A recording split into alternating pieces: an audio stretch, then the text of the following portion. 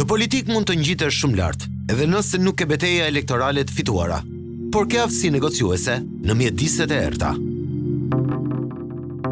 Arben Ahmetaj është një politikan që ka mbijetuar në krye të dikastereve që qarkullojnë parat, duke u etiketuar shpesh si politikan i aferave. Mësuesi i anglishtes, që u bë drejtor tatimesh, politikan, ministër dhe menaxhues i parave të shqiptarëve.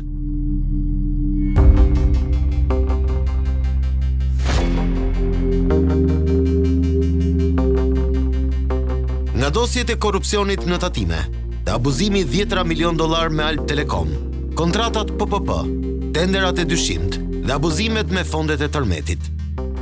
Aferat 25 vjeçare dhe lidhjet e Ahmetajt me dosjet antimafias italiane.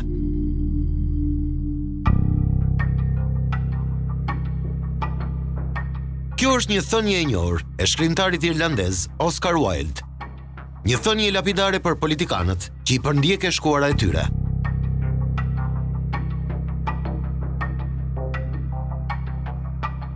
Ky dokumentar zbulon të shkuarën e panjohur, por edhe skandalet e të tashmes për ish zëvendës kryeministrin Arben Ahmetaj. Njeriu që rëndom etiketohet si politikan i parave, jo vetëm prej aferave të rënda për të cilat është përfolur, por edhe për postet që ka mbajtur.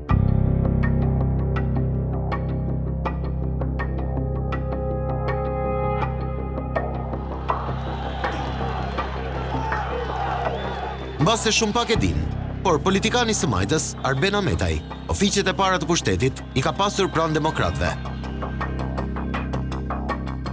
Në sivin zyrtare, Ahmetaj është kujdesur të fshehë hapat e para në politik pranë Partisë Demokratike. Në vitin 91, që përkon me rënien e diktaturës, Ahmetaj përfundoi studimet për gjuhë angleze në Universitetin e Tiranës.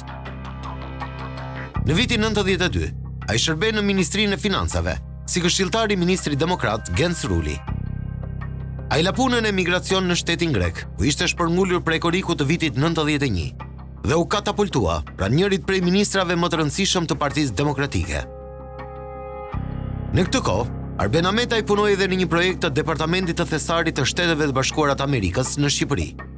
Projekt që kishte mision për të ndihmuar në transformimin e financave shqiptare nga një shtet komunist në një ekonomi tregu. Në vitin 92, ai fiton formimin e parë në profilin ekonomik, përmes një kursi 1 mujor në SBA për mikrokredit. Deri në vitin 95, ai ka punuar edhe si këshilltar për çështjet fiskale në Bankën e Shqipërisë. Ahmetaj po i rriste ambicjet dhe kuptoi se me diplomën e një mësuesi anglishteje nuk do të arrinte atje ku donte. Në periudhën mes viteve 95-97, ai zhvendoset në SBA, ku kryen studimet master në degën tregti ndërkombëtare dhe diplomaci në Kentucky të Shteteve të Bashkuara. Më në fund, ai kishte një diplomë ekonomike, profil që i përshtatej edhe me punën. Ahmetaj në gjithë rrugëtimin e tij ka pasur nuanci të fortë për të qenë me fituesit, por pa fituar kurrë një betejë vet. Nga demokrat, ai konvertohet në socialist në vitin 97. E gjitha kjo tregon qëllimin për cilin këta kërkojnë pushtetin dhe qëllimin pse duan zgjidhen në krye të shtetit. Po jo se Shqipëria nuk i ka kapacitetet. Shqipëria ka njerëz të ndershëm, Shqipëria ka njerëz atletar, por nuk promovohen për pozicione të kyçe sepse nuk është ky synimi me të cilin këta vinë në pushtet. Është shumë vështirë që ti të gjesh njerëz sot në politikë, po edhe për gjatë 30 vjetëve, të cilët hynë politikë sepse kanë një ide dhe duan ta zhvillojnë të ide. A mund të thoni sa politikan për gjatë 30 vjetëve kanë hyrë në politikë sepse kanë patur një ide, mund të themi gishtat e njerëz dorë. Ahmetaj t'i japet dera në qeverinë Nano për të bërë drejtori i kabinetit në Ministrinë e Financave dhe përgjegjës për marrëdhëniet ndërkombëtare, post që e mbajti deri në vitin 98. Më pas, emëroi drejtori i përgjithshëm i tatimeve. Ai qëndroi për një vit në detyrë. Kjo periudhë konsiderohet si një ndër më problematike të administratës tatimore. Insa Histori ka mësuar nga burime të ndryshme nga pjesëtar të kabinetit të kohës dhe prokuror, lidhur me ekzistencën e një dosje të madhe korrupsioni, për të cilën nuk është folur kurrë më parë. Dosja në fjalë kishte prova për një ministër, drejtorin e përgjithshëm të tatimeve, drejtorin e doganave dhe të tjerë zyrtar të lartë. Provat ishin grumbulluar dhe bënin fjalë për afera pikërisht, ku në krye të tatimeve ishte Arben Ahmetaj. por ai nuk u vu kurrë nën akuzë. Dosja e korrupsionit u dorëzua aso kohë nga një zyrtare evropiane e quajtur Natalia Cheha.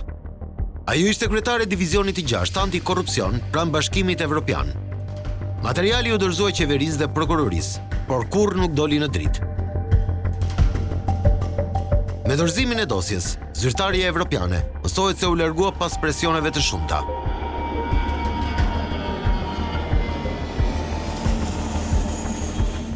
Di që është bërë një hetim për të përcaktuar se nga kush ka ardhur ky kërcënim dhe për cilat arsye ka ardhur ky kërcënim. Inside Story adresoi kërkesë zyrtare për informacion lidhur me çështjen pranë prokurorisë së përgjithshme. Ky institucion konfirmon për herë të parë ekzistencën e një dosje të tillë, e cila për vite me radhë është bërë kujdes të fshihet. Nëse time do të ishin shuar përpara, dosja mund fundoste nga ish drejtori në tatimeve Arben Ametaj e deri tek disa ministra të kohës. Sipas organit qendror të akuzës, dosja i është përcjell për hetime të mëtejshme prokurorisë së Tiranës përmes shkresës me numër protokolli 339 fraksion 3, datë 22 shkurt 2000. Pra Arben Ametaj dhe disa zyrtar të tjerë janë hetuar 22 vite më parë për korrupsion në një çështje të mbajtur sekret. Ne u interesuam në prokurorinë e Tiranës, por në protokollin e këtij institucioni nuk ka asnjë të dhënë për ekzistencën e kësaj dosjeje. Me sa duket, materiale dhe provat hetimore ose janë zhdukur me kohë, ose dikush ka ndërhyrë që skandali të mos zbulojë kurrë. I takon organeve ligjzbatuese të verifikojnë çfarë ka ndodhur me dosjen, ku mes shumë zyrtarëve renditej edhe emri ish drejtorit të tatimeve, sot deputet i Kuvendit, pas shkarkimit si zëvendës kryeministër. Ajo që dihet me siguri është fakti se zyrtarja evropiane, Natalia Cheha, e ka depozituar dosjen edhe në qeverinë e kohës dhe disa ministra kanë pasur kopje. Bie në sy fakti se njerëzit e përmendur për korrupsion atë dosje u larguan nga detyra në eshtje, përfshirë edhe Arben Ametajin. Me sa duket, çështjes ju vu kapak, thjesht me largime nga detyra dhe pa çuar para drejtësisë askënd prej zyrtarëve. Jo vetëm fakti që i mund të jetë pushuar në atë kohë, po dhe hyn në lojë instituti parashkrimit të veprës penale dhe ekzekutimit të dënimeve. Ajo mund të përbëjë një indicje për të krijuar një bindje të brendshme, po për të realizuar procesin e një procedimi të rregullt ligjor, duhet hasur në vështirësitë që parashikon instituti parashkrimit. Ka dhe mënyrash që nga mikrokrediti deri ke tatimet direkte. Po jo indirekte, në përgjithësi nga eksperjenca dhe çka kena parë dhe çka kena lexuar. Në atë kohë, Ameta i futet biznesit privat. Ai kishte mjaftueshëm lidhje dhe pushtet për të synuar kontratat e majme shtetërore. Pjesë, le të vendosë qeveria të japë një nëse. Në 24 korrik të vitit 2000, Arben Ametaj krijoi kompaninë Hermes, që operonte në fushën e telekomunikacionit. Fillimisht ai ishte aksioner i vetëm dhe administrator. Më pas troqin në ortakëri emra të njohur që zotrojnë sot koncensione 10 milion euro. Hermes ishte një ndër kompanitë rurale të telefonisë fikse që bënte interkoneksionin me Alt Telekomin asaj kohe. Subjekti ofronte shërbimi në rrethinat e Tiranës dhe Durrësit. Një kompani që do t'i siguronte Ametajt miliona dollar fitime dhe një njollë të madhe korrupsioni. Një histori që me gjithë përpjekjet për ta mbuluar vijon ta përndjek. Por le t'i marrim gjërat me radhë. Në 16 gusht të vitit 2000, kompania Ametajt regjistrohet në QGB. Edhe pse pa eksperiencën e nevojshme, vetëm 2 javë më vonë, në 31 gusht 2000, biznesmeni Ametaj arrin të sigurojë një kontratë majme me Alp Telekom për shkëmbimin e trafikut të telefonisë. Kontrata u firmos nga drejtori i atëhershëm i Alp Telekom, Dimitraj Shrafti, i konsideruar një prej njerëzve të afërt të Arben Ametajt dhe kryeministrit të kohës, Ilir Meta. Pas debateve dhe akuzave të shumta që shkaktoi aso kohë skandali kontratës së interkoneksionit me Hermes, Rafti do të shkarkojë nga detyra. Kontrata pasoi edhe në nënshkrimin e 4 shtojcave. Këtu fshihet edhe abuzimi që favorizonte hapur kompaninë e Ametajt dhe i sillte shtetit 10 milion dollar dëm. Ishte edhe një komision hetimor që u ngrit, u faktuan 10 milion euro të vjedhura përmes shitjes së impulseve telefonike që Alp Telekomi i bënte kompanisë Hermes, me pronar Arben Ahmetajn dhe impulset i shiteshin me një çmim 40 herë më lirë kompanisë Hermes dhe pastaj kompania Hermes përmes rishitjes përfitonte miliona euro. Në një prej shtojcave të kontratës me Alp Telekom, parashikoi tarifimi i kompanisë Ahmetajt me vetëm 0.5 lek për impuls telefonik. Kjo binte në kundërshtim me vendimin e Këshillit Mbikëqyrës të Kompanisë Shtetërore të Telefonisë, që kishte vendosur një çmim prej 4 lekësh.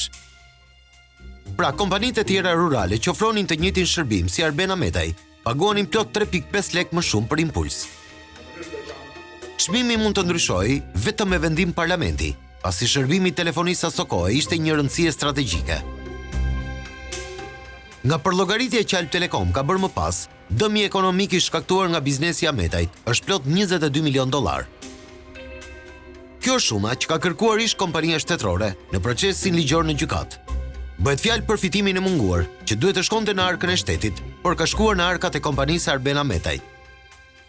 Në prill të vitit 2010, gjykata e Tiranës ka rrëzuar kërkesën e Alp Telekom për kthimin e shumës prej $22 milion nga kompania Hermes. Një vit më vonë, apeli ka gjetur një sër shkeljesh në vendimin e shkallës së parë dhe ka vendosur rishqyrtimin e çështjes në themel. Edhe gjykata e lartë, me vendimin e datës 5 maj të vitit 2015, i dha të drejtë apelit, duke konstatuar të njëjtat problematika. Çështja në fakt u kalua në gjykatën administrative. Aty Ahmetaj arriti ta mbyllë përfundimisht këtë skandal në favorin e tij. Gjykata administrative, përmes vendimit numër 1992, datë 25/4/2016, ka vendosur pushimin e çështjes. Bën përshtypje fakti se motivi i pushimit të çështjes është tërheqja nga çështja e palës së dëmtuar, pra Alp Telekom, që tashmë është kompani private. Nuk dihet nëse kompania është tërhequr me konsensus apo ka pasur presione. Fakti është që vendimi i gjykatës për pushimin e çështjes, duke motivuar me tërheqjen e palës padice, përkon me kohën kur Ahmetaj ka qenë ministër financash. Në këtë pikë, pritshmëria është tek drejtësia, e cila mund të rikuperojë duke i ndëshkuar për shpërdorimin që ata i bëjnë buxhetit shtetit. Unë nuk jam skeptik, jam i bindur që vitin e parë. Në vitin 2003, teksa biznesi Ahmetaj vilte miliona dollar nga impulset telefonike, ai u emërua zëvendës ministri i energjisë dhe industrisë, dikaster që kishte në varësi dhe Alp Telekom, pra një institucion me të cilin ai po bënte biznes. Përmes kësaj kontrate që shihni, ai e shiti aksionet bashkëshortes Albina Mançka. Me 63% aksioneve, familja Ahmetaj mbetej kontrolluese e kompanisë. Pra në thelb, nuk ndryshonte asgjë. Çuditërisht, periudha e aktivitetit në vitet 2000-2003 nuk ka asnjë shënim në CV-n e Ahmetaj. Ai nuk përmend asgjë në lidhje me eksperiencën e tij në fushën e sipërmarrjes private, një aktivitet që mundohet ta fshehë me sa të mundet për shkak të skandalit me impulset telefonike. Nëse shohim në vendimin e gjykatës së lartë, padi Alp Telekom për kthimin e $22 milion i adresohet projektit Primo Communication, që në vetvete ishte pasardhës e kompanisë Hermes. Tjetërsimi ishte pjesë e një serie veprimesh dhe shitblerjesh aksionesh, që dukej se bëhej për të humbur gjurmët. Kjo skem nisi kur Ahmetaj, sipas informacioneve, u thirr në prokuroria së kohe për çështjen. Pas ngritjes së komisionit hetimor dhe nisjes së hetimeve, kishte një largim nga vendi drejt Rumanisë Arben Ahmetaj, kur erdhi në pushtet Sali Berisha, tregoi që nuk i kishte seriozisht kërcënimet, pavarësisht se kishte ndikim deri diku mbi prokurorinë dhe u rikthyen dhe palët vazhduan pazaret. Tani do sqarojmë oktapodin e kompanive që tjetërsohen dhe ndryshojnë emra, por origjina e tyre lidhet me biznesin e impulseve. Në nëntor të vitit 2006, përmes këtij dokumenti që shihni, Ahmetaj e bashkon me përthithje Hermes me kompaninë H Communication. Emri Hermes zhdukej. Emri kompanisë së re do të ishte H Communication. Në momentin e bashkimit, Ahmetaj kontrollonte përmes bashkëshortes 65% të aksioneve. Paketa mbetur prej 35% ishte në pronësi të Vil Manushit. Kjo e fundit ka marrë koncesionin e check-up në shëndetësi në vitin 2013, kohë kur ortaku i saj, Arben Ahmetaj, u bë ministër i ekonomisë. Në detyrën e administratorit në kompani ishte Arben Seferaj, një emër i njohur të cilit Ahmetaj do t'i jepte në dorë për ngjitje në krye të OSHE në vitin 2014, pas të rishtëtëzimit të kompanisë. Në vitin 2003, siç Ahmetaj ka sqaruar në deklaratën e pasurisë, aksionet e tij ja ka kaluar bashkëshortes, por de facto ai nuk heq dorë kurrë nga kontrolli teksa ekspozohet si konsulent. Në periudhën mes viteve 2005-2008, është paguar me 1.050.000 lekë të reja nga kompania. Referuar kësaj kontrate që shihni, në 28 maj të vitit 2008, H Communication shitet tek kompania Albania Online Service Provider e drejtuar nga Ylli Panariti. Vlera totale e shitjes ishte 1.8 milion euro. Bashkëshortja e Ametajt përfitonte 795.600 euro, pra 44.2% aksioneve. Blerësit do të paguanin me njëherë 60% të vlerës, ndërsa interesante është një klauzole kontratës. Aty përmendet konflikti mbartur i Hermesit të Arben Ametajt për abuzimin me Alp Telekom. Pagesa mbetur prej 40% do të kryhej kur të zgjidhej në favor konflikti me Alp Telekom për marrëveshjen e interkoneksionit të vitit 2000. Në kontratë shuma e cilësuar e skandalit me Alp Telekom është 2.2 milion dollar. Nuk dihet nëse është lapsus, pasi në padinë në gjykat, shuma e kërkuar nga kompania Ametajt është plot 22 milion dollar abuzim. Me bashkimin me kompaninë e re, tashmë u zhduk nga QGB, H Communication, e cila kishte emrin dhe gjurmët e Ametajt. Por bie në sy fakti se shuma prej 795.000 euro për paketën e aksioneve të bashkëshortes së Ametajt nuk rezulton të jetë renditur në deklaratën e pasurisë për periudhën në fjalë. Pra me gjas, shitja nuk u bë kurrë dhe familja Ametaj ishte ende kontrolluese e biznesit. Ose në të kundërt, jemi përballë evazionit fiskal dhe mos deklarimit korrekt të pasurisë për një vlerë rreth 800.000 euro. Në oktapodin e transaksioneve, përfshihet edhe kompania Bindi Integrated, sërish subjekti lidhur ngushtë me Arben Ametajn. Referuar deklarimit të pasurisë, ai rezulton se është paguar plot 45.000 euro nga kjo kompani si konsulent i jashtëm për periudhën shtator 2008-mars 2009. Në fakt, Bindi Integrated u shkri për të bashkuar me të njëjtën kompani që përthithi Hermesin e famshëm të Ametajt. Ky është dokumenti që tregon kalimin 100% të kuotave në favor të Albania Online Service Provider. Në këtë dokument tjetër, zbulohet se bashkimi në fakt është në kompaninë Primo Communication, që është emri i ri Albania Online Service Provider. Pra Ametaj është paguar nga një kompani që praktikisht u bashkua me subjektet që dikur vetë themeloi dhe përvetsoi miliona nga shteti. Kompania Albania Online Service Provider ka përthithur edhe subjektin Albania Fiber Backbone dhe sërish administrator rezulton Ylli Panariti. Bie në sy fakti se në këtë kompani rezulton aksioner themelues Fondi Shqiptaro-Amerikan i Ndërmarrjeve. Nga verifikimi i deklarimit të pasurisë, në periudhën janar-shtator 2004, bashkëshortja Ametajt, Albina Mançka, ka marrë 18.000 dollar shpërblim nga fondi. Pra jemi para një tjetër bashkimi kompanish të lidhur me Ametajn. Në maj të vitit 2008, bëhet një tjetër transakcion dhe kompania që përthithi aksionet e familjes Ametaj i shitet Telekom Slovenis, që blen fillimisht 75% të kuotave e më pas edhe pjesën tjetër. Në prill të vitit 2009, kompania ndryshon emrin në Primo Communication, emri me të cilin çështja e vjedhjes së parave publike shkoi në gjykatën e lartë. Por për të humbur gjurmët nga abuzimi prej 22 milion dollar, edhe emri i kompanisë Primo Communication është dukur. Në shtator të vitit 2014, ndryshohet sërish emri nga Primo në Vivo Communication. Në fakt, nëse kërkon në QGB, rezulton se me numrin e NIPT-it që kanë pasur këto kompani, sot rezulton shoqëria Tibo Communication. Pra është e njëjta gjë, nëse përmendim emrat e kompanive Albania Online Service, Primo Communication, Vivo Communication e në fund kompania finale Tibo. Ato janë rezultat i një morie transaksionesh dhe përthithjesh që kanë piknisje nga kompanitë Arben Ametajt, Hermes dhe H Communication. Tek ekstrakti Tibo, bie në sy se kompania është themeluar me emrin PMP Albania Network nga Robert Mane dhe Ylli Panariti. Ky i fundit, i njëjti person që bleu kompaninë e Ametajt, H Communication. Tibo është vënë shpesh në qendër të akuzave për pirateri televizive. Nuk dihet nëse sot kjo kompani ka lidhje të drejtë për drejtë me Ametajn, por transaksionet që tregua mapa sapi përmes një oktapodi kompanish ngren dyshimet forta. Së fundmi ka të dhëna për një transakcion të ri që nuk është depozituar në QGB deri në transmetimin e këtij dokumentari. Në kompaninë Tibo është bërë aksioner shteta si Gerian Kuka, i njohur si mik i afërt i Arben Ametajt. Personi në fjalë është pjesë e një tjetër transaksioni që lidh Ametajn, jo vetëm me pasardhësen e kompanisë Hermes, por edhe me biznesmenët e inceneratorëve. Pak më poshtë, do të zbulojmë dokumente ekskluzive se si ky personazh kryen transakcion qindra mijëra euro për një pronë luksoze për llogari të ish zëvendës kryeministrit.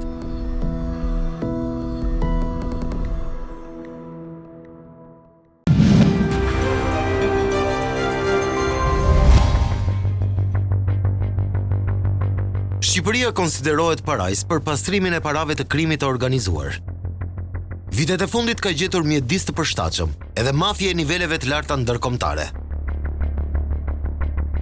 Implikimi i biznesmenit Rezar Taçi në transferimin e parave të Koza Nostras zbuloi një vit më parë fijet që të çonin drejt politikanëve të niveleve të larta.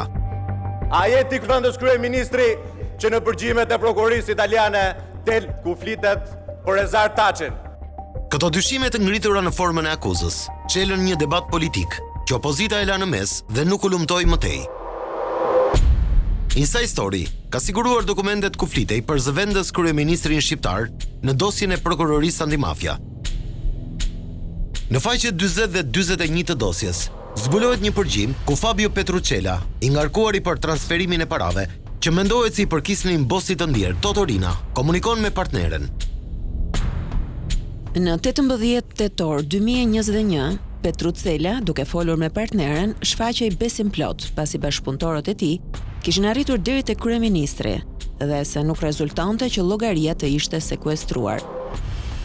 Në fakt, këtu ka një lapsus, pasi fjala ishte për numrin 2 të qeverisë dhe jo për kryeministrin. Kjo sqarohet më poshtë në dosjen e timore. Arben Ahmetaj mori detyrën në shtator të vitit 2021. Ndërkohë biseda mes mafiozëve është bërë në datë 18 tetor 2021. Në vijim të bisedës, Petrucella sqaronte mirë se ndërhyrja që Rezar Taçi priste nga ana e kryeministrit i referohej në fakt zëvendës kryeministrit, nga i cili drejtori i parandalimit të pastrimit të parave pretendonte konfirmimin në detyrën e tij në këmbim të zhbllokimit të parave të Zumos. Pra përgjimet tregojnë se në pazarin për transfertën e mafjes dyshohet se janë implikuar të tjerë zyrtar të niveleve të larta. Atje është gjithçka e bërë, ka thënë ky Maskaraj, ky drejtori i parandalimit të pastrimit të parave, që ka pretenduar nga kryeministri, nga zëvendës kryeministri, ti thotë që do të rikonfirmohet në detyrë. Ti thotë këtë dhe ai 2 orë më pas do të firmos dokumentin e zhbllokimit. Pavarësisht këtyre përgjimeve, në fund prokuroria çoi në gjykat për akuzën e pastrimit parave vetëm biznesmenin Taçi dhe njerëzit e tij. Edhe pse në përgjime, përmendej zëvendës kryeministri dhe drejtori i parandalimit të pastrimit të parave, me sa duket, ndaj tyre nuk janë kryer veprime shtese timore. Kemi të bëjmë me një lloj indicje që mund të shtynte prokurorin, spaku në rastin konkret, për të hetuar dhe për të tërhequr në dritë fijet e kësaj afere të dyshuar. Jo, faleminderit, nuk po mendohet. Në të njëjtën linjë me këtë histori, në kohën kur Ahmetaj ishte ministër financash dhe kishte në varësi drejtorinë e parandalimit të pastrimit të parave, plasi skandali vëllezërve indian Sande Sara. Ata kishin marrë mbi $750 milion kredi në bankat e vendit të tyre përmes mashtrimit dhe kishin nisur disa investime në Shqipëri të pashqetësuar nga askush.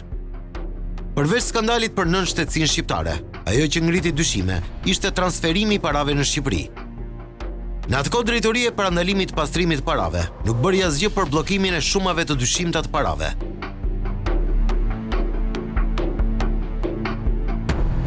Tani do të ndalemi në një çështje që po e çon drejt perëndimit karrierën politike të Arben Ahmetajt. Ende më keq, po ekspozon drejt përgjegjësive të mundshme penale. Fjala është për çështjen e inceneratorëve. Së fundmi, në SPAK është depozituar një padi nga gazetari Adriatik Doçi. Nga viti 2013 deri në fillim të vitit 2018, Lodian Zoto i bën pagesa për mbulimin e udhëtimeve dhe akomodimin në hotele të Arben Ahmetajt, të bashkëshortes së tij në letra Albina Mançka dhe të bashkëjetueses së tij Eriola Hoxha, edhe të familjarëve të tjerë të Arben Ahmetajt, të cilët janë moshë të mitur. Dhe vetë prokuroria ka pranuar që në këtë dosje ka disa rrethana të cilat e shtyn prokurorinë të vazhdojë hetimin në disa nëndosje të tjera, po themi të veçuara, nën kupton që ka vënd për një hetim qoftë për të verifikuar këto pretendime të ngritura së fundmi nga media. Por çfarë ka ndodhur konkretisht? Kjo që shihni në padinë e paraqitur nga gazetari Doçi në SPAK emërtohet prova 1. Përfaqësuesi i hotelit me 5 yje në Vjenë Starlight konfirmon akomodimin në vitin 2013 të ministrit atëhershëm të ekonomisë, Arben Ahmetaj. Pagesa është bërë përmes kartës së kreditit të shtetasit Klodian Zoto, pra biznesmenit të inceneratorëve. Deri këtu mund të duket një dhuratë normale, edhe pse përfitues është një antar i kabinetit qeveritar. Në vitin 2014, Ministrisë së Mjedisit së bashku me Ministrinë e Ekonomisë, Tregtisë e Sipërmarrjes, me titullar Arben Ahmetaj, i ngarkohet ndjekja e procedurave për dhënien me koncesion të inceneratorit e Elbasanit. Kompania që kishte paraqitur ofertën e pakërkuar ishte Alptek Energy me përfaqësues Klodian Zoton.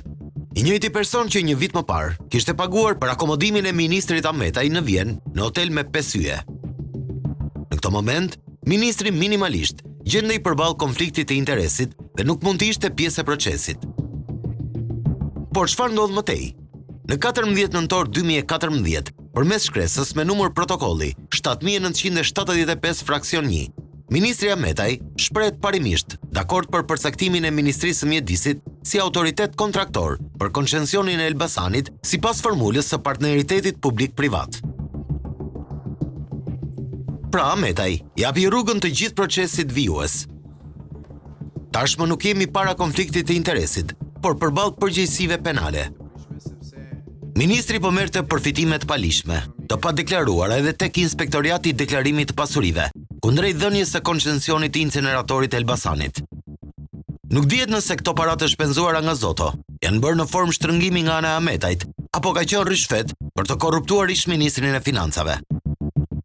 Nga njëra anë Arben Ahmetaj i jep parat publike dhe angazhohet në koncesionin për llogaritë të Klodian Zotos, nga ana tjetër Klodian Zoto i kthen restën Arben Ahmetaj duke i mbuluar shpenzimet. Duke patur në konsiderat vetë faktin që prokuroria e posaçme hedh hije dyshimi mbi disa rrethana të posaçme që kanë të bëjnë me miratimin e negocimit pa shpallje të inceneratorit nga 3 organe të qeverisjes e ekzekutivit, dhe ky është një fakt i veçuar nga prokuroria e posaçme për t'u hetuar më tej, nuk kupton që këto prova të reja mund t'i shërbejnë zbardhjes së këtij fakti penal. Këtu fillon abuzimi, por historia nuk mbaron me kaq. Në padinë e paraqitur në SPAK nga gazetari Doçi, renditen disa prova të tjera, ku vërtetohet se Zoto ka kryer pagesa të shumta për udhëtimet e Ahmetajt.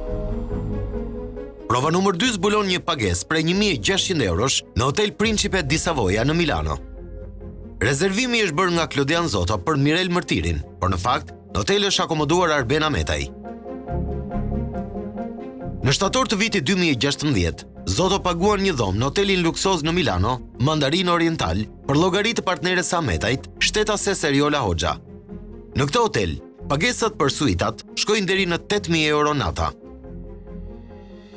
Prova numër 4 është rezervimi një hoteli me 5 yje në Vjenë, i quajtur San Soçi. Zoto ka paguar 1184 euro për ministrin Ahmetaj. Kjo pagesë bën fjalë për muajin shkurt 2014. Në korrik të vitit 2017, Zoto i ka paguar Ahmetajt qëndrimin për 3 net në kryeqytetin rumun të Bukureshtit në Grand Hotel Marriott. Pagesa është rreth 1700 euro. Fatura emërtohet si prova numër 5. Prova numër 6 është një tjetër pagesë, këtëherë në Hotel Hermitage në Monte Carlo. Të gjitha faturat e zbuluara kanë rrjedhur nga emaili personal i Klodian Zotos. Prokurorët kanë sekuestruar njësinë kompjuterike dhe kanë ulumtuar mbi materialet. Aty u gjetën edhe emaile që tregonin pagesa të ngjashme për zyrtaren Etleva Kondi nga Klodian Zoto. Biznesmeni kishte paguar akomodimin në një hotel dhe biletat e udhëtimit për në Itali. Mbi këto prova, ajo u arrestua dhe u more pandehur. Ndërsa për Arben Ahmetaj, i vetëm që nuk është marrë i pandehur, por as nuk është pyetur nga 2 prokurorët e çështjes, Klodian Brao dhe Enejd Nakuçi. Duket qartë që prokurorët kanë mbyllur njërin sy përballë fakteve komprometuese për ish-ministrin e Financave. E rëndësishme është të kuptojmë që në procesin e të provuarit gjatë hetimeve paraprake, prokurori duhet të udhëhiqet nga parimi i objektivitetit dhe paanësisë, dhe e kuptuar ndryshe, në rast se një provë për një person arrin ta çojë në burg dhe arrin ta çojë nën akuzë një person, e njëjta provë nuk ka arsye mos ketë fuqinë e saj për të çuar dhe një person tjetër në burg. Kemi të bëjmë me veprime korruptive të dy prokurorëve, Enet Nakuqi dhe Klodian Braho, me veprime për të penguar zbulimin e plotë të vërtetës, me hetime selektive, me shpërdorim detyre, pikërisht pra një angazhim abuziv të këtyre dy prokurorëve për të shpëtuar nga përgjegjësia penale ish ministrin e ekonomisë dhe financave Arben Ahmetaj. Pyetja që ngrihet natyrshëm në këtë çështje është pse nuk u përfshin në dosjen hetimore provat që nxirrnin zbuluar Arben Ahmetajin. Dy prokurorët Braho dhe Nakuqi, të paditur për fshehjen e provave dhe devijime hetimesh, janë mbritur me faktin se dosja është ndarë në 4 fashikuj. Por nëse shohim materialin, aty askund nuk figuron emri Arben Ahmetaj. Edhe ky është një tjetër manipulim që prokurorët e SPAK kanë bërë për të fshehur të vërtetën. Rrethanat dhe provat të cilat nuk i përkasin personave që po dërgohen në gjyq mund të përdoren këtë dosje e veçuar. E rëndësishme dhe thelbësore është që këto prova të jenë të ligjshme në kuptim të kodit procedurës penale. Pra, në rast se nuk janë përdorur për dosjen që ka shkuar në gjykim, nuk është a priori përjashtimi që nuk do përdoren për dosjet e veçuara. Pra, duhet të presim dhe të shohim se si prokuroria do qaset ndaj këtyre dosjeve të veçuara. Pavarësisht të gjitha fakteve, SPAK vendosi të pushoj padim. Edhe ky mbetet një vendim mjaft i dyshimt, pasi prokurori ishte në konflikt interesi pasi nuk mund të merrte vendim për kolegët. Referuar në enit 78 të kodit të procedurës penale, SPAK duhet të shpallte mos kompetencë dhe çështja të shqyrtohej nga një prokurori e jurisdiksionit të zakonshëm. Pavarësisht vendimit, gazetari Doçi apeloi vendimin e pushimit dhe tashmë i takon gjykatës së posaçme kundër korrupsionit të vendos. Nuk kemi të bëjmë vetëm me një raport korruptiv, por edhe më tej. Kemi të bëjmë me një angazhim dy prokurorëve të SPAK-ut për të mbuluar të raport korruptiv dhe për të kaluar të gjithë barrën e përgjegjësisë tek zyrtarët e tjerë të dyshuar si të implikuar në këtë aferë. Dokumentet e publikuara së fundmi zbulojnë mashtrimin e Arben Ahmetajt në Komisionin Hetimor për Inceneratorët, teksa u pyet për njohje me biznesmenët Klodian Zoto dhe Mirel Mërtiri. Keni njohje me shtetasit Klodian Zoto, Stella Gugadja dhe Mirel Mërtiri? Pyetja për mua do ishte kë nuk njeh në Republikën e Shqipërisë. Zoton e kam të njohur në distancë këshubiles, as nga afër. Çështja e inceneratorëve është ndruar prej kohësh në kalbeteje të opozitës, veçanërisht Partisë së Lirisë. Do të bëjmë publike disa fakte të reja.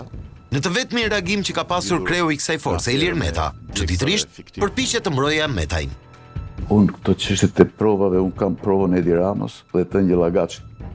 Unë kam qenë kryeministër i Republikës së Shqipërisë. Edhe Monika Kryemadhi, në 10 denoncime për inceneratorët, nuk e përmend kurrë emrin e Ahmetajit. Madje shpesh është faqur në studio, duke quajtur të pastër dhe të papërfshirë në koncesionet e inceneratorëve. Ktu ka qenë as. Ka qenë as? Po. Për hir të vërtetë. Po kur u bë se s'dua të them fjalën tjetër? Unë nuk kam ndonjë vrejtje për sa i përket kësaj gjëje. Po se gjitha letra lexuara deri tani janë procedurë. Jo, mu del që s'ke ka bëni ke incenerator, dil ka njëri tjetër. Dil ka që ja pas ka fut njëri tjetër që ka rikot të PD-n kundër inceneratorëve. Shpesh është folur se Arben Ahmetaj është njeriu që çoi dosjen e inceneratorëve te Partia e Metës. Afrimiteti mes tyre, siç zbuluam në pjesën e parë të dokumentarit, daton më shumë se 2 dekada më parë, kur Ahmetaj ishte në qendër të skandalit miliona dollar për impulse telefonike të Alp Telekom. Pagesat për hotelet luksoze janë vetëm maja e icebergut nga përfitimet që Ahmetaj ka pasur nga biznesmeni i inceneratorëve Klodian Zoto. Këtu jemi në një prej fshatrave më luksoz në Bregdetin e Lalzit, saktësisht në Amallaj. Kjo që shihni është vila me numër F022, ku shpesh shihet nga fqinjët të akomodohet ish zëvendës kryeministri Arben Ahmetaj. Inside Story ka siguruar disa dokumente ekskluzive që zbulojnë këtë dhuratë të majme me vlerë deri në 1 milion euro për Ahmetajin. Por le t'i marrim gjërat me radhë. Në shkurt të vitit 2014, miku i ngushtë i Arben Ahmetajit, biznesmeni Gerian Kuka, firmos një kontratë sipërmarrje për ndërtimin e një fshati turistik në Dhërmi, si pronari 13.000 metrave tokë.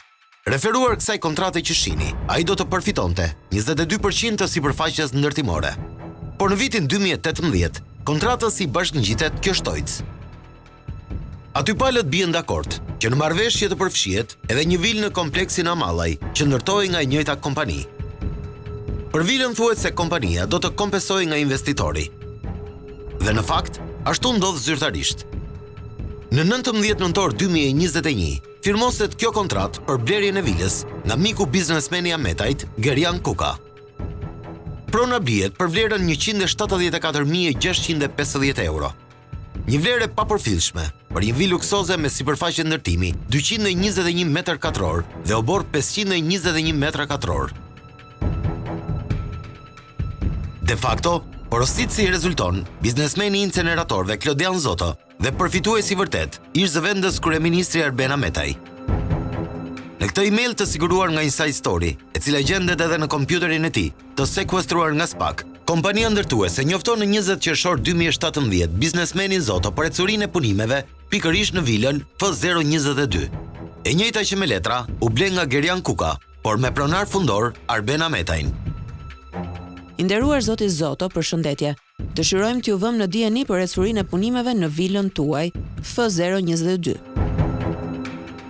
Disa muaj më vonë, në 22 nëntor të vitit 2017, punimet për vilën përfundojnë.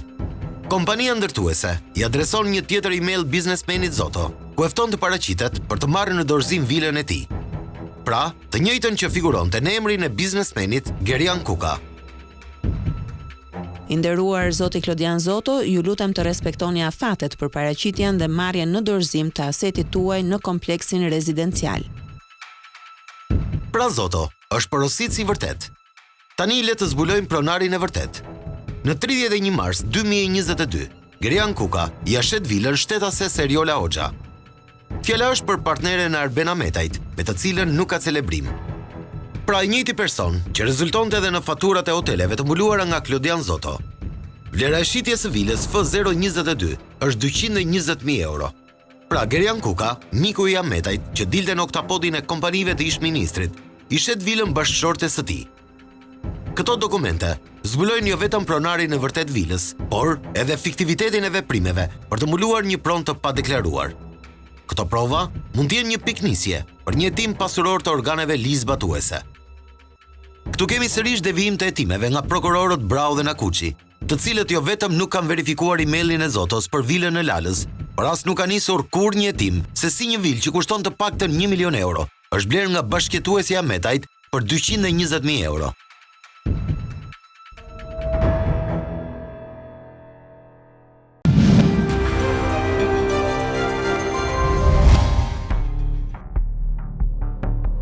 Aferët për të cilat është përfolur dhe detyrat e lidhura me financat publike e kanë portretizuar shpesh Ahmetajn si politikani parave. Kjo u përforcua kur pas tragjedisë së tërmetit u shpik një ministri e veçantë rindërtimi me në krye Arben Ahmetajn. Ai do të menaxhonte të gjithë parat, por nuk mbaronte me kaq. Përmes një VKM-je, Ahmetajt i ngarkohet zbatimi i planit ekonomik kundër koronavirusit. Pra menaxhimi i parave për vaksinat dhe shpenzimet e tjera të pandemisë. Nuk dihet pse u zgjodh Ahmetaj, kur këtë proces fare mirë mund ta bënte Ministria e Shëndetësisë. Pra, ka një arsye pse Alibaba kishte 40 hajdut me vete, nuk kishte 40 akademik, sepse synimi i Alibabas ishte për të vjedhur. Oborret politike, përgjithsisht, synojnë drejt njerëzve që janë lojalë, drejt njerëzve që nuk rendin pas profesionit, pas parimeve të profesionalizmit, por pas shërbimit dhe kulturës së të qenit lojalë.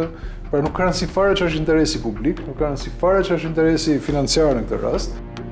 Në një raport auditimi, KLSH thekson se ministri i rindërtimit, Arben Ahmetaj, nuk ka dokumentuar informacione për mënyrën e përdorimit dhe eficiencën e arritur për donacionet. Konkretisht në raportin e KLSH, përmenden 2 procedura me vlerë 426 milion lek, ose thon ndryshe rreth 4.2 milion dollar. Fjala është për një objekt që nuk ka lidhje fare me procesin e rindërtimit, si ura e tapizës, me vlerë 1.5 milion dollar dhe godina e qendrës së shërbimit të mjeteve me vlerë 2.7 milion dollar.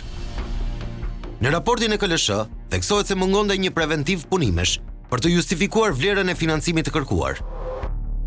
Arben Ahmetaj si drejtuesi i gjithë këtij operacioni të madh, të rindërtimit, natyrisht duhet ishte përgjegjës dhe për transparencën, u kujdes që të dhënat për procesin e rindërtimit ishin sa më sekret. Është një marrëdhënie klientele.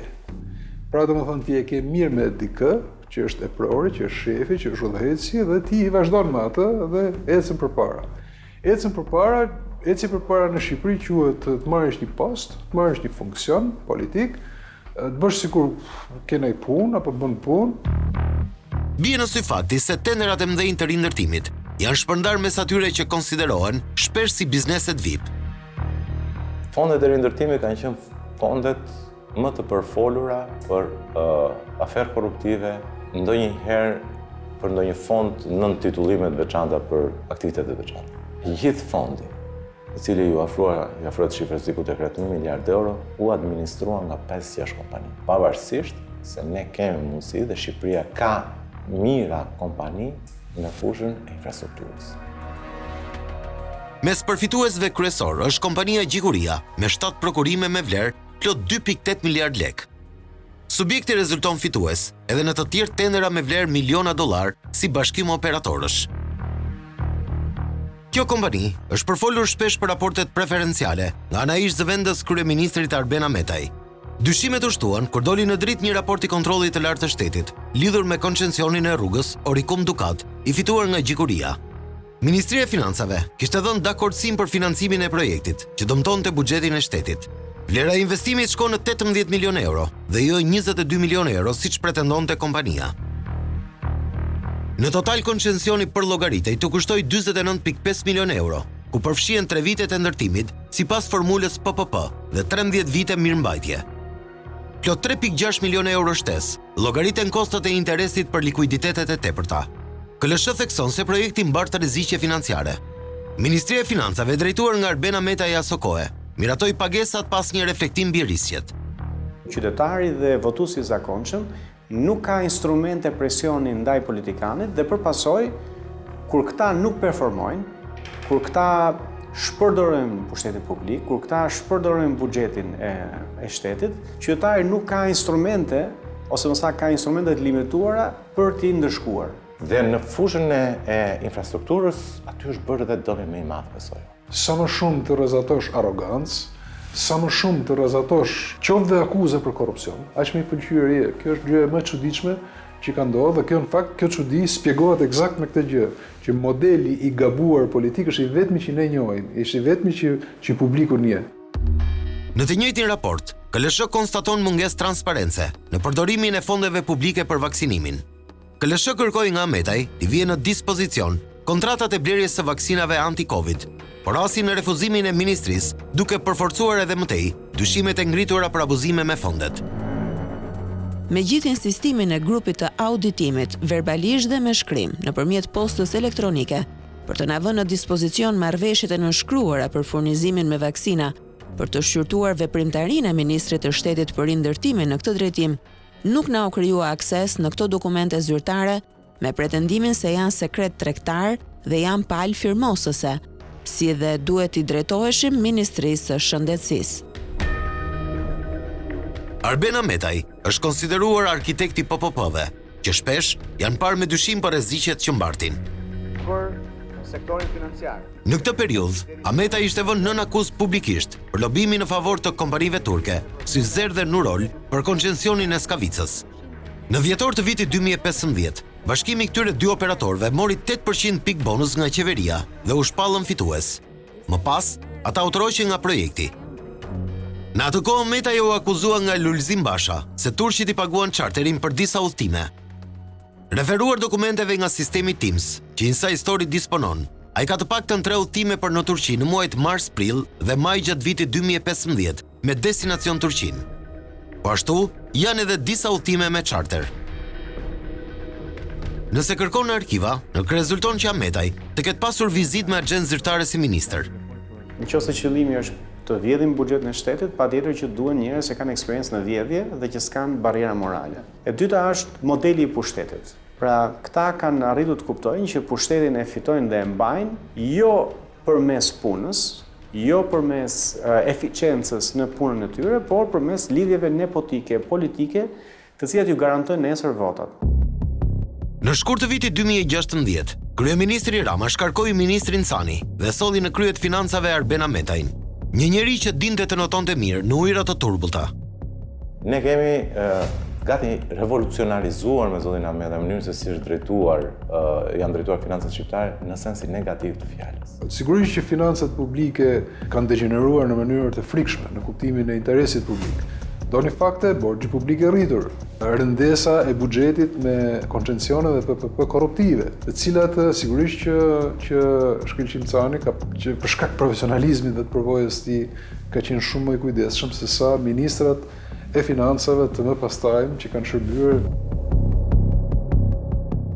Sa po mori në dorë financat, Ametaj avancoi në mënyrë agresive me projektet PPP. Projekte që mbartin një tjetër rrezik të fshehur. Nëse investimi dështonte, risku ishte i shtetit totalisht dhe jo i privatit. Partneritetet publike-private të prezantuara nga zoti Ametaj nuk është se erdhen në formë sporadike, ato erdhen si një fushat e gjerë ku targetuan të gjithë sferat e menaxhimit publik. Unë nuk mendoj që këta e kanë nisur si model. Nuk mendoj që e kanë nisur me qëllimin për ta kthyer në model. E kanë nisur thjesht me qëllimin pragmatik për të vjedhur. Problemi është që duke promovuar njerëz që kryen më mirë vjedhjen, abuzimin, shpërdorimin e buxhetit të shtetit, e fateve të këtij vendi, dal nga dal këta janë kthyer në modele suksesi. Në janar të vitit 2018, Ministria njoftoi se për të menaxhuar borxhin publik, kishte kontraktuar një kompani të huaj. Kontrata është lidhur në datë 12 i pari 2018 dhe vlera totale e saj është 82 milion lek PTVSH. Zbatuese e kontratës është kompania Rothschild & Co, me seli qendrore në Paris. Ky veprim ndoshta tregon më së miri se sa e rënduar ishte gjendja e financave shqiptare në duart e Arben Ametajt. Dal nga dal këtu rrezikohet dhe ardhmja e kësaj shoqërie. Ky është rreziku më i madh, jo vetëm e tashme, po perspektiva e një shoqërie ku më i ndershmi dhe më i afti nuk është në krye të vendit, përkundrazi është në fund të hierarkisë shoqërore. Këtu jemi në rrugën 5 Maj në Tiranë. Trualli mbi të cilin është ndërtuar ky kompleks ka një histori të gjatë konflikti gjyqësor, me piknisje një urdhër të jashtëligjshëm të ish-ministrit të financave dhe ekonomisë Arben Ametaj. Sot, çështja është në hetim nga prokuroria. Por le t'i marrim gjërat me radhë për të kuptuar implikimin dhe përgjegjësitë e Ametajt. Përmes vendimit numër 242, datë 30 gusht 95, Agjencia e Kthimit dhe Kompensimit të Pronave, një trashëgimtarët e Kasëm dhe Salim Yderizi si pronar të lishëm të truallit prej 7680 m2. Nga kjo sipërfaqe, 6370 metër ishin brenda truallit të shoqërisë shtetërore Buka. Ministria e Ekonomisë, si pronare e pronës shtetërore, me urdhër numër 413, datë 29/12/2003, ka urdhëruar të transferohet paketa aksioneve për ish-pronarët e truallit shoqërisë Buka në Tiranë në masën 3.123%. Është llogaritur vlera e truallit me çmimin 8000 lekë të vjetra metri katror. Kjo përllogaritje çonte vlerën e aksioneve të familjes Myderizi në rreth 8 milion lekë të reja. Por në një ekspertim të bërë disa vite më vonë, me kërkesë të ministrisë, u arrit në konkluzionin se toka që ishte njohur familjes Myderizi tek rruga 5 Maj vlente sa 26.18% e asetave të shoqërisë Buka, ose mbi 1.7 miliard lekë. Si ka mundësi atëherë që vetë ministria pastaj më mbrapa e vlerësoi truallin vetëm me 4% dhe shiti 45%? Kjo është një vjedhje e hapur. Me urdhrin e datës 21 janar 2004 të Ministrit të Ekonomisë së kohës, u vendos privatizimi 47.56% të aksioneve të shoqërisë Buka. Familja Myderizi kundërshton në gjykatë mënyrën e përllogaritjes së aksioneve të tyre. Gjykata jep të drejtë familjes Myderizi. Vendimi numër 803, datë 27/6/2006, anullon urdhrin e vitit 2004 të Ministrit për privatizimin e shoqërisë. Gjykata detyron ministrin që urdhri i privatizimit duhet të dalë pasi të jetë përcaktuar dhe transferuar pjesë aksioneve për truallin prej 6370 metra shkatror për trashëgimtarët e lishëm. Ky vendim nuk u ekzekutua kurrë. Çështja pati ngërsh për disa vite dhe interesat e privatizimit kishin pas njerëz të lidhur me politikën. Megjithëse ne gjatë gjithë këtyre viteve janë me dhjetra shkresa nga zyra përmbarimit Tiranë, nga zyra përmbarimit Matani & Co, nga zyra përmbarimit Alindro më mbrapa, janë me dhjetra shkresa që i është kërkuar që të ekzekutoj vendimin numër 803 të Gjykatës Apelit Tiranë vitit 2006, gjë që nuk ndodhi asnjëherë. Çuditërisht, edhe pse kishte një vendim gjykate për të ekzekutuar, Ministria e Ekonomisë, e drejtuar nga Arben Ametaj, rinis procedurat e privatizimit të aksioneve shtetërore në vitin 2014. Këtë procedura i ka urdhëruar Ministri Arben Ametaj në vitin 2014. Kemi kontaktuar për ta vënë në dieni, i kemi paraqitur dhe dokumentacion e vendimit të Gjykatës Apelit Tiranë dhe që kishte dhe një ligjërim të masës së sigurimit padis, ku ministri nuk kishte mundësi që të nxirrte akte të tjera për të tjetërsuar aksionet tek të tretët, përpara se të zbatonte përpara këtë vendim. Në kundërshtim flagrant me ligjin, Arben Ametaj shkeli me këmbë vendimin e gjykatës dhe në datë 24 i shtatit 2014 ai nxjerr urdhrin me numër 382 për privatizimin e paketës prej 45.977% të aksioneve. Vendimi i gjykatës ndalonte një urdhër të tillë pa bërë më parë caktimin dhe transferimin e aksioneve tek familja Myderisi për truallin që atyre u ishte njohur si pronar. I kemi vajtur edhe në zyrë ministrit, kemi informuar dhe stafin e vet. Të gjithë në zë të jepshin të drejtën që ju keni drejt, por ngrini supet. Ministri Arben Ametaj na kërkoi që bisedoni, zgjidheni me Blersin.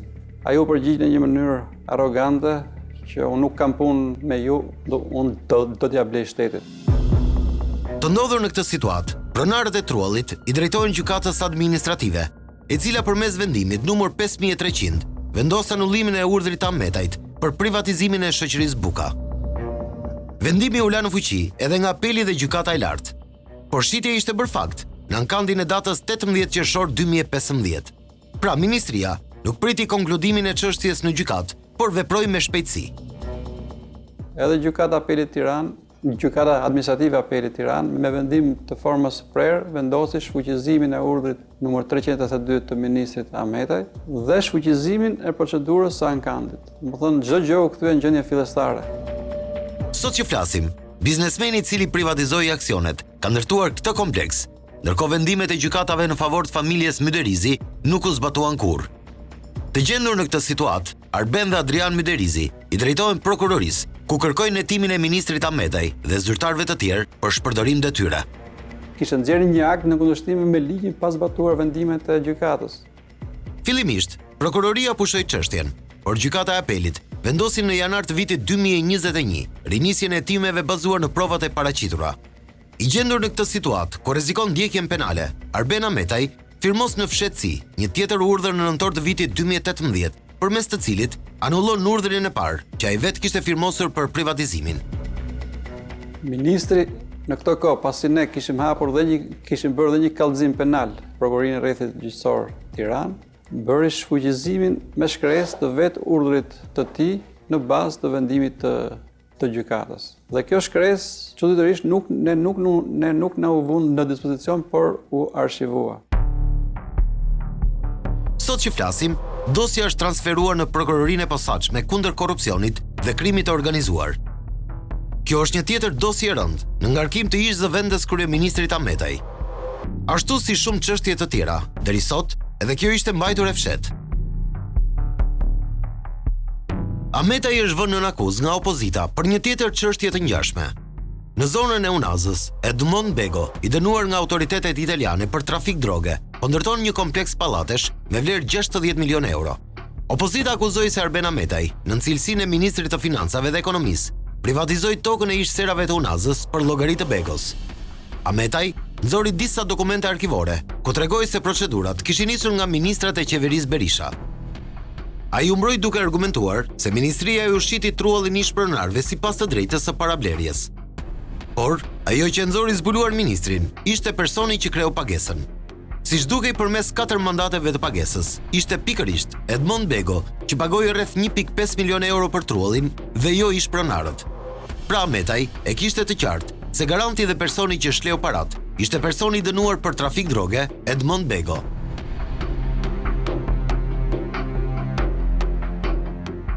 Tani do ju tregojmë se si Arben Ametaj e ka shfrytzuar detyrën shtetërore për interesa dhe fitime private.